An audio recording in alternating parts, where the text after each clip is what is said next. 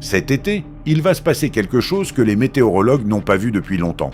Des dizaines de points sur la planète vont connaître simultanément des anomalies. Non pas une ou deux comme d'habitude, mais toute une cascade. Certaines régions seront frappées par une chaleur à faire fondre l'asphalte, au point que personne n'ose sortir de chez soi. D'autres seront inondées en quelques heures à peine. Des tornades surgiront là où on n'en avait jamais vu. Et là où la pluie était une évidence, la sécheresse s'installera. Nous avons épluché les derniers rapports des principales agences météorologiques mondiales, et franchement, le tableau qui en ressort est alarmant. Pour certaines régions, les prévisions ont été revues à la baisse. Quant à certains phénomènes, les chiffres sont tels que les spécialistes eux-mêmes les qualifient d'impossibles. Nous avons passé tout en revue, région par région, l'Europe, la Russie, les États-Unis, l'Asie. Nous avons regardé ce qui menace chaque partie du monde et à quel moment. Regardez bien parce que certaines informations de cette vidéo vont vraiment vous surprendre. Le 12 avril 2026, dans la partie ouest du Pacifique, il s'est passé quelque chose que les météorologues n'avaient pas vu depuis longtemps. En tout début d'avril, alors que les normes climatiques ne prévoient même pas encore le début de la saison des tempêtes tropicales, un super typhon baptisé Sinlaku s'est formé. La vitesse des vents en son centre atteignait 250 km/h, et tout cela près de 2 mois avant la normale climatique. Les météorologues ont perçu cela comme un signal d'alarme. Ce typhon n'est pas le fruit du hasard, ni une simple anomalie en soi. C'est un symptôme, le premier signe visible que quelque chose a basculé dans le système climatique de la planète. Et ce basculement a pour déclencheur un phénomène dont les scientifiques parlent depuis plusieurs mois. Un nouvel épisode El Niño, particulièrement puissant. Il prend de l'ampleur en ce moment même dans le Pacifique et atteindra son plein régime d'ici le milieu de l'été 2026. El Niño, pour le dire simplement, c'est quand une immense zone du Pacifique, aussi grande que plusieurs pays réunis, se réchauffe plus que d'ordinaire. Les vents changent, les flux d'humidité se déplacent. Là où il pleuvait avant, la sécheresse s'installe. Là où régnait la sécheresse, les pluies torrentielles s'abattent. La planète semble perdre la tête. L'Organisation météorologique mondiale a écrit noir sur blanc dans sa mise à jour de mai « L'été 2026 figurera parmi les 11 étés les plus chauds depuis 1950 ». La probabilité de températures anormalement élevées dépasse 70 à 80% sur presque toutes les terres émergées. C'est un chiffre exceptionnel, même à l'échelle des prévisions saisonnières. Et c'est là que commence le plus inattendu. On pourrait penser que la chaleur signifie la sécheresse partout, mais non. L'été 2026 est construit d'une toute autre façon. Ce n'est pas simplement un été chaud, c'est un été de contraste comme on n'en a jamais vu. Voici des chiffres concrets, déjà connus à ce jour. Selon le Service américain de surveillance de la sécheresse, début mai 2026, près de 63% du territoire des États-Unis étaient déjà en état de sécheresse, dont 19% en sécheresse extrême.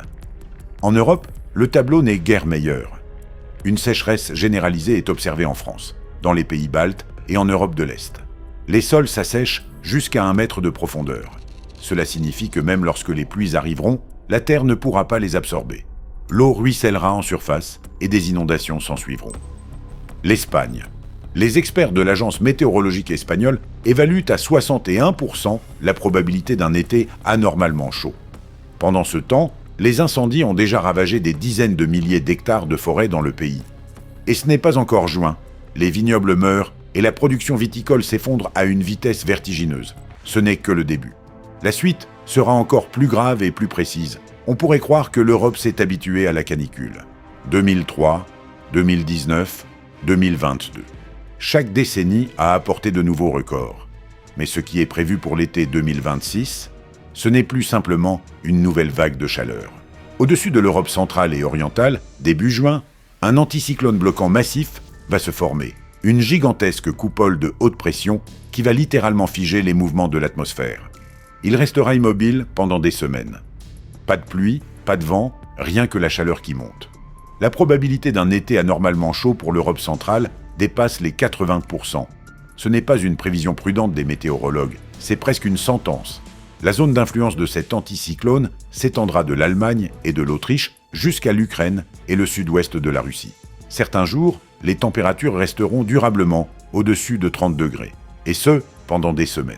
En août, la sécheresse en Europe centrale et orientale atteindra un seuil critique. Mais voilà ce qui ne colle pas avec le schéma habituel.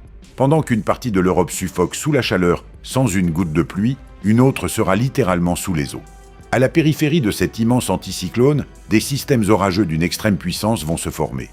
Les météorologues les appellent systèmes convectifs de mésoéchelle. Concrètement, ce sont des regroupements organisés d'orages, aussi étendus qu'un petit pays. Lorsqu'un tel système passe au-dessus d'une ville, les précipitations d'un mois entier peuvent tomber en 2 heures. Les réseaux d'égouts seront débordés, les rues se transformeront en rivières. Ce phénomène porte déjà un nom, l'été en zigzag. Quelques jours à 35 degrés, puis un orage violent, un brusque refroidissement à 20 degrés et de nouveau la canicule. Et ainsi de suite, tout au long de la saison. Il y a encore un élément intéressant, l'Europe n'est traditionnellement pas considérée comme une zone à tornades. C'est une histoire américaine. Mais les données de ces dernières années dressent un tableau bien différent. Il s'avère que rien qu'en Allemagne, on recense en moyenne environ 50 tornades confirmées par an. Ce n'est pas une nouveauté, ce sont simplement des données que personne ne collectait auparavant. À l'été, la situation va s'aggraver. La collision entre l'air continental brûlant et les cyclones atlantiques froids va créer des conditions idéales pour les supercellules, le type d'orage le plus dangereux, à l'origine des tornades. Le risque le plus élevé concerne les Balkans, le nord de l'Italie et la Slovénie. Les prévisions signalent également des trombes terrestres possibles en Biélorussie et dans l'ouest de la Russie, là où personne n'est préparé à ce type de phénomène. Il faut aussi parler des rivières atmosphériques qui constituent un chapitre à part entière. Ce sont des couloirs étroits dans l'atmosphère par lesquels des quantités colossales de vapeur d'eau sont transportées depuis l'océan vers les terres. Lorsqu'une telle rivière céleste rencontre une chaîne de montagnes ou une zone frontale, elle ne déverse pas de la pluie sur le sol. C'est une véritable cascade.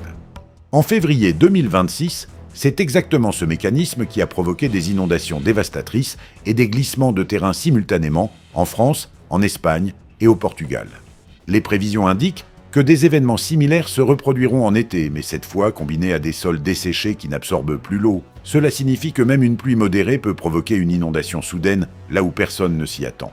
Et puis, les incendies. En 2025, les incendies ont ravagé plus de 11 000 km² en Europe. L'Espagne, le Portugal et l'Italie ont brûlé au point que la fumée était visible depuis l'espace. En 2026, selon tous les calculs, le tableau sera nettement plus sombre. La société Climate Impact Company prévoit l'installation d'une grande sécheresse qui s'étendra de la France au sud-ouest de la Russie. Dans de telles conditions, un seul coup de foudre suffit, et l'incendie gagnera les montagnes où rien ne pourra plus l'arrêter.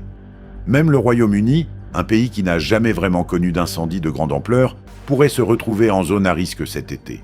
Les prévisions n'excluent pas des feux de forêt partant de canicules extrêmes jusque sur les îles britanniques. C'était inimaginable il y a encore 20 ans. Aux États-Unis, un pays qui a déjà traversé plusieurs saisons d'incendies records, des sécheresses et des ouragans successifs, l'été 2026 s'ouvre dans l'une des pires situations de départ jamais enregistrées. Début mai, près des 2/3 du territoire sont déjà en état de sécheresse, mais c'est l'Ouest qui recevra le coup le plus dur. Toute la ceinture occidentale sera soumise à une chaleur anormale et à un déficit de précipitations. Le risque d'incendie y sera supérieur à la moyenne tout au long de la saison, et critique en fin d'été. Et ce ne sont pas des mots en l'air. Ces dernières années, on a vu Los Angeles brûler en janvier, à une période où les incendies n'ont normalement pas lieu. On imagine sans peine ce qui peut arriver lorsque la sécheresse estivale s'y ajoutera. Le paradoxe, c'est que pendant que l'ouest brûle, le centre et le sud du pays seront sous les eaux. Des amas orageux se formeront les uns après les autres, déversant à chaque fois d'énormes quantités d'eau sur les mêmes zones. La côte du golfe du Mexique sera frappée par des rafales dévastatrices. Parlons maintenant des ouragans. Les prévisions pour la saison atlantique 2026 semblent relativement modérées, entre 13 et 19 tempêtes nommées, dont 6 à 10 ouragans. L'influence d'El Niño freine généralement l'activité dans l'Atlantique en raison du renforcement du cisaillement du vent. À première vue, c'est une bonne nouvelle. Mais voici ce qu'il faut bien comprendre. Un seul ouragan qui touche terre au bon endroit est capable de causer des dégâts considérables. La probabilité qu'un ouragan majeur frappe la côte des États-Unis est de 32% et de 35% dans les Caraïbes. Et le golfe du Mexique, qui s'est réchauffé très rapidement, permet aux ouragans de s'intensifier en quelques heures à peine, comme cela s'est déjà produit avec les ouragans Ida et Harvey. La Russie. Ici, les prévisions ressemblent à l'histoire de deux pays radicalement différents, séparés par des milliers de kilomètres. Dans la partie européenne, dans le sud et en Sibérie, chaleur, sécheresse et incendie. Le Centre météorologique d'État enregistre une anomalie thermique notable. Le kraï de Krasnodar, l'oblast de Rostov, la région de la Volga, le sud de la Sibérie, toutes ces régions sont déjà en zone à risque. La saison des incendies a débuté dès avril et devrait, selon les prévisions, s'étirer jusqu'en octobre, voire jusqu'en novembre dans certaines zones. Concrètement, cela signifie que la pause entre les saisons d'incendie dans le pays s'est réduite à quelques mois d'hiver seulement. Ce qui inquiète particulièrement, ce sont les orages secs au-dessus de la Sibérie. Chaque tel orage peut, en une seule nuit, créer des dizaines de nouveaux foyers d'incendie dans la taïga. Des zones reculées où les pompiers ne pourront tout simplement pas intervenir. La Yakoutie, les oblasts d'Omsk et de Novosibirsk, le kraï de l'Altaï, tous sont en zone à haut risque. Vladivostok et le kraï du Primorie devraient connaître un été frais, avec des précipitations abondantes. Les températures seront inférieures à celles de l'an dernier. À Sotchi, le temps sera lui aussi plus frais et plus pluvieux que la normale. Le kraï de Krasnodar présente un contraste saisissant. L'ouest brûle, tandis que le littoral de la mer Noire est humide. Ce n'est pas une contradiction dans les prévisions. C'est précisément le contraste des phénomènes dont parlent les météorologues. Pour Moscou et la Russie centrale, un temps en montagne russe est prévu. Des périodes de chaleur proches de 30 degrés laisseront brusquement place à des orages et à un refroidissement jusqu'à 18 degrés. Et ainsi de suite tout au long de la saison, sans aucune période de stabilité. Encore un détail. Pendant les journées de canicule et d'incendie, le smog fera son retour dans les grandes villes.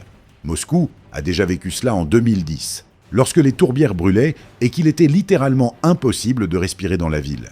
Les météorologues n'excluent pas que cela se reproduise. Parlons également des tornades en Russie. C'est un sujet dont on parle de plus en plus ouvertement. Les experts du Centre national de surveillance des situations d'urgence l'affirment sans détour. Les tornades et les trombes terrestres ne sont plus des phénomènes exotiques pour la Russie. Le climat de la Sibérie, selon eux, ressemble de plus en plus à celui du Texas américain, la région du monde où l'activité tornadique est la plus intense. Les zones les plus susceptibles d'être touchées par des trombes sont l'Oural et la Sibérie occidentale. C'est là, sous l'effet d'une chaleur anormale combinée à l'arrivée de fronts cycloniques, que les conditions propices peuvent se réunir. La science actuelle n'est pas encore capable de prévenir ce type de phénomène à l'avance. L'Asie, plus de la moitié de l'humanité y vit, et c'est précisément ici qu'El Niño frappera avec une force maximale, touchant simultanément plusieurs régions, chacune vulnérable à sa façon. Commençons par le Japon. L'Agence météorologique nationale a publié ses prévisions trimestrielles de juin à août. Des températures supérieures à la normale sont attendues sur l'ensemble du territoire. La probabilité de développement d'El Niño cet été atteint 90%. On pourrait penser qu'El Niño apporterait de la fraîcheur au Japon, mais non. Le réchauffement climatique a bouleversé cette relation. Les Japonais auront affaire à une chaleur sévère, sachant que le pays bat des records de température depuis plusieurs années et que lors des saisons précédentes, des valeurs dépassant 40 degrés ont été enregistrées dans des régions où cela n'était jamais arrivé. C'est un avertissement sérieux. Mais la menace principale pour le Japon surviendra dans la seconde moitié de l'été. L'anticyclone du Pacifique, qui fait habituellement office de bouclier pour les îles, va temporairement s'affaiblir, ouvrant alors au typhon un couloir direct vers les côtes japonaises. Deux coups simultanés, des vents de tempête et des pluies de typhon, combinés à une chaleur extrême de fond. Une telle combinaison pourrait mettre à rude épreuve le réseau électrique du pays. La Chine. Ici, les météorologues évoquent un été relativement chaud. Une formulation prudente derrière laquelle se cachent des menaces bien concrètes. Le Centre national du climat de Chine prévoit la formation de 2 ceintures pluvieuses, au nord et au sud du pays. Pendant ce temps, dans le cours moyen du fleuve Yangtze, une zone qui nourrit des centaines de millions de personnes, une sécheresse est attendue avec un déficit de précipitations pouvant atteindre 50%. 2 régions voisines, l'une sous les eaux, l'autre qui brûle sous la chaleur, les typhons. Les prévisions pour la Chine sont sévères. 7 à 9 typhons par saison, c'est plus que la normale. Et surtout, ils seront plus intenses qu'à l'ordinaire. La raison en est que la zone de formation des typhons s'est déplacée plus à l'est. Cela signifie que chaque tempête parcourt un trajet plus long au-dessus d'un océan surchauffé et parvient à gagner beaucoup plus de puissance avant de toucher terre. Le Kazakhstan, cet été, c'est une histoire à part. Dès juin, les températures pourront grimper jusqu'à 45 degrés, et dans le même temps, des gelées nocturnes restent possibles. Ce n'est pas une erreur. Le jour, une chaleur de désert arabique. La nuit, des températures proches de zéro. À l'ouest du Kazakhstan, il ne pleuvra quasiment pas. Au sud-est, au contraire, un excédent de précipitations est attendu. Dans l'Ouzbékistan voisin et dans les plaines d'Asie centrale, ce sera encore plus sévère. Les températures pourraient atteindre 48 degrés sur certaines zones, dans un contexte de sécheresse totale. Le risque pesant sur l'approvisionnement en eau, l'agriculture et l'énergie dans la région ne fera qu'augmenter. L'Asie du Sud-Est, la Thaïlande, le Vietnam, l'Indonésie. C'est là que se déroule ce que les experts ont baptisé la double crise hydrique. Pendant la première moitié de l'été, une sécheresse extrême. Les rivières s'assèchent, les rizières se craquellent, l'eau manque pour boire et pour irriguer. Puis, dans la seconde moitié de l'été, les pluies de mousson arrivent, mais plus en douceur comme avant, sous forme de violentes averses torrentielles s'abattant sur des sols asséchés. Le résultat, des inondations soudaines. L'Indonésie et les Philippines se retrouveront dans une zone d'échec de la mousson. C'est l'effet classique d'El Niño. La zone de précipitation se déplace vers l'est, laissant ces pays sans pluie précisément au moment où ils en ont le plus besoin. Il existe encore quelques phénomènes dont les prévisions standards ne parlent presque jamais, mais qui vont constituer cet été une menace sérieuse pour de nombreuses personnes. La fonte des glaciers et le pergélisol. La chaleur extrême va accélérer la fonte des glaciers dans le Caucase, le Pamir, le Tian Shan et les Alpes. Cela va déclencher une réaction en chaîne. Dans les régions montagneuses du Caucase, d'Asie centrale et des Alpes, le risque de glissement de terrain et de coulée de boue va augmenter fortement. Ce n'est pas une prévision pour un avenir lointain, cela se passe déjà, et l'été 2026 ne fera qu'accélérer ce processus. Pour l'Asie centrale, la fonte des glaciers représente un double choc. Au printemps, lorsque la glace fond trop rapidement, les rivières débordent et inondent les vallées. Et vers le milieu de l'été, l'eau vient à manquer. Le glacier n'alimente plus la rivière comme avant. Une région qui, depuis des siècles, dépend des rivières glaciaires, se retrouve sans eau en plein cœur de la canicule. Cela se produit déjà dans plusieurs pays comme le Kirghizistan, le Tadjikistan et l'Afghanistan. C'est tout pour aujourd'hui. Si cette vidéo vous a plu, de nouveaux épisodes consacrés à diverses catastrophes et cataclysmes viennent de paraître sur notre chaîne YouTube. Rendez-vous dès maintenant.